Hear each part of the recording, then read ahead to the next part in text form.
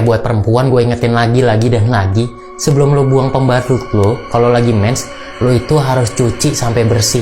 Ini ada kejadian lagi nih, waktu itu kan gue udah pernah cerita ya pembalut, ini ada lagi nih. Ini gue dapet cerita lagi nih dari seseorang, gak gue sebutin lah namanya ya. Jadi waktu itu pas dia ini baru-baru mens, mungkin umur-umur belasan gitu, orang tuanya ini udah ngingetin dia, cuci pembalutnya sampai bersih sebelum dibuang. Awal-awal mens beneran tuh sama dia dicuci sampai bersih terus baru dibuang.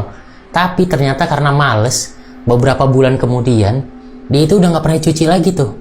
Akhirnya pembalutnya itu cuma ditaruh di WC doang. Akhirnya maknya masuk ke WC, marah-marah lah maknya karena bau amis kemana-mana. Udah dibilangin, awas kamu kalau jorok terus nanti bakal ngerasain akibatnya. Udah dibilangin kayak gitu, masih aja ngeyel karena dia takut sama emaknya. Akhirnya dia tetap nggak dicuci itu, tapi dia bawa ke kamar, diumpetin lah di salah satu pojok. Terus kalau udah kekumpul beberapa, dibuang sama dia ke saluran air di depan rumahnya. Terus beberapa saat kemudian, emaknya ini ternyata pas lagi baru masuk kamar, si anak ini nih lupa buang. Ketahuan lah mamanya, dimarahin lagi tuh, dibilangin lagi di situ, awas kamu nanti rasain akibatnya gitu. Taunya pas malam dia itu langsung sesak napas, kayak orang asma gitulah. Dibawa ke dokter, berhari-hari nggak sembuh juga. Terus nih besok malamnya, pas dia lagi tidur, dia itu kebangun lah tengah malam.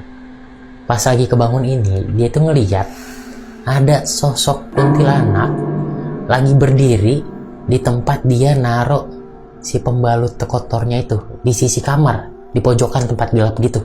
Kuntilanaknya ini agak miring gitu ya, dia jadi bisa ngeliat tuh mukanya hancur. Dan kuntilanak ini lagi jilat-jilatin pembalutnya. Wah, dia ketakutan tuh, dia kabur ke kamar emaknya, cerita. Terus kata emaknya, emang enak kan udah dibilangin dari dulu pembalut tuh harus dibersihin bener-bener terus baru dibuang. Emang enakan ya, udah sana mandi gitu, disuruh mandi lah.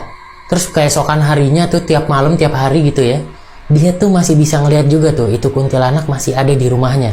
Tapi beda-beda tempatnya, mungkin di dapur, terus di ruang tamu, dimana itu beda-beda. Terus si anak ini cerita lagi lah ke emaknya kalau dia tuh masih ngeliat si kuntilanak ini. Terus kata emaknya bilang kalau kepercayaan di sana, kalau udah ada satu makhluk yang ngejilat darah dari pembalut lu, dia bakalan jadi suka sama lu dan akan terus-terusan nempel. Dia panik ya, tapi untung aja tuh setelah dia doain gitu ya, 1 minggu kemudian barulah dia udah nggak ngeliat lagi tuh kuntilanak. Makanya lu kalau mens sebelum dibuang harus dibersihin deh, daripada lu diikutin sama ditempelin.